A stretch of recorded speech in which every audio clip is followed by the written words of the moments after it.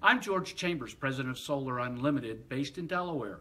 We are a commercial solar hot water company. Today we will provide a brief overview of a recent project located in Wilmington, Delaware.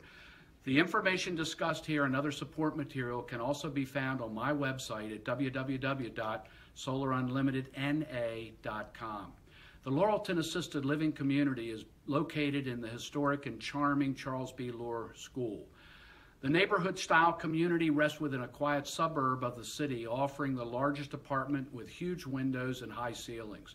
The Lorelton offers affordable 24-hour-a-day nursing care, wellness checks, medical appointment transportation, and a recently completed memory care wing. The Lorelton was introduced to the concept of solar hot water through an energy audit, and we were contacted to do a site survey.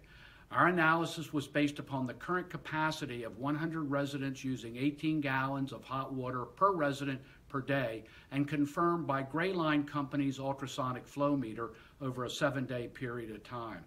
The overall efficiency of the existing conventional hot water system is 40%, and this includes all aspects of the boiler, distribution, circulation, return, and heat exchange with the incoming water.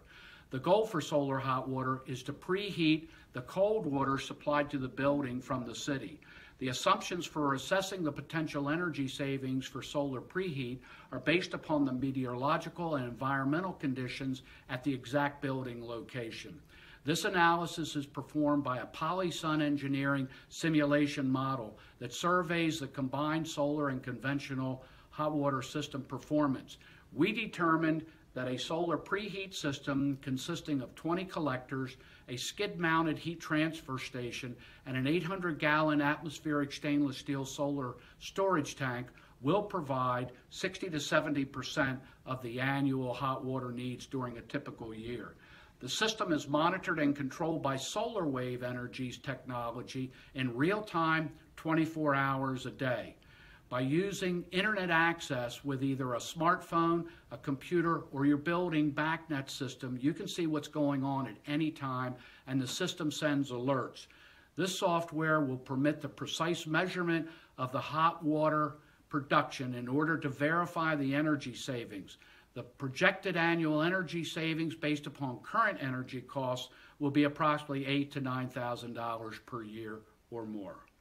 Before we see the rooftop solar collectors, let's briefly review the schematic drawing of those collectors. First, the solar field line sizes provide for system scalability, meaning we can expand by 50% to 30 solar collectors should additional capacity be required in the future.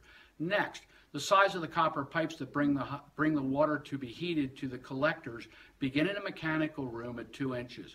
The flow rate for the 20 collectors needs to be 26 gallons per minute. The system can go as high as 45 gallons per minute. When the 2-inch pipes split to the east and west arrays, the pipe size drops to 1.5 inches and the flow is cut in half to 13 gallons a minute. And lastly, the lines reduce to 1 inch for each of the array of 5 collectors at 7.5 gallons per minute. Now let's go outside and see what these collectors really look like. Our original plan was to mount the collectors on the flat roof, but when we noticed the slope of the roof with a tilt of 49 degrees and facing south, we changed our recommendation. 49 degrees gives us the perfect winter solar production. For example, on Friday, January 19th, we experienced the highest solar production since October 20th when we commissioned the system, and it was in excess of 500,000 BTUs. Now let's go down and see the rest of the system in the mechanical room. A solar hot water system has 3 main components. You've seen the collectors, now let's take a look at the storage tank. This is an 800-gallon custom stainless steel atmospheric tank. We build these tanks to any size, either to fit through the mechanical room door or to conform to a particular area in the mechanical room. This tank is insulated with 2 inches of dense foam with an aluminum skin. And best of all, it's 1/3 of the cost and will last longer than a pressurized traditional steel tank. It's built to United States government military specifications with a life expectancy of 25 years. Solar HOTS equipment has been installed in over 50 government installations, including all branches of the military, plus NASA. The purpose of the tank is to store hot water for future use like a battery stores electricity. The water is not potable and does not come into contact with the building's potable water. The only water leaves the tank to circulate through the heat exchanger to heat the incoming domestic building water. Next, the heat transfer station with control panel attached is where the magic happens. The footprint without the control panel is 2.5 feet by 2.5 feet by 2.5 feet. The heat transfer station has 2 exchangers, one's for the solar loop, one's for the domestic hot water loop. The solar loop uses a 40% food-grade glycol solution for winter freeze protection. This is a safer solution than the old-fashioned drain-back method. Next, the domestic hot water loop uses the hot water at the top of the storage tank. It flows through the heat exchanger, transferring heat to the incoming cold water from the city water supply. This 2-inch pipe is the cold water inlet to the heat exchanger. After the cold water is heated, it flows to the domestic hot water storage tank for the building where potable hot water is stored. And lastly, the control panel manages the system and is also a data logger. I'm going to show you the same schematic drawing we saw earlier, overlaid with actual system data. You will see it is time and date stamped for December 21st at 3:30 p.m. Why December 21st? It's the shortest day of the year, the winter solstice. This display is very busy and it's not our standard temperature sensor configuration. The building owner wanted additional temperature monitoring with analog thermometers in the boiler room. We found a way to include this for him in this display so he can be anywhere on the planet and view this data. This software also has what I call a simplified consumer display. It's less busy and is much less technical. The air temperature at the top, or the air temperature on the system, is 41 degrees, the outside air temperature.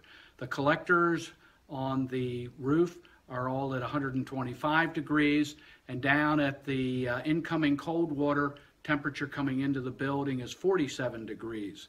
The top of the storage tank is 124 degrees. The bottom, as we talked about, is 116 degrees. The water is heated and injected into the building storage tank. The solar hot water storage tank water in this display is going in at 117 degrees and going out to the building at 118 degrees. Down below, the chart shows the temperature of the solar field from about 10 o'clock in the morning until later in the afternoon. It starts out at 75 and works its way up to 122 to 125, as you can see it bumping along. The bottom of the solar tank is what is shown in red right below that, and averages 116 degrees. The differential between those two temperatures is what turns the pump on to pump the water up on the roof. The solar production registered for the day is 433,473 BTUs and can be shown in the graph in green down below. Of interest, at 12:30, there was obviously a cloud that came along because production went almost to zero about 15 after 12 and started back up at 1:15. For more information, please see SolarUnlimitedNA.com. Thank you.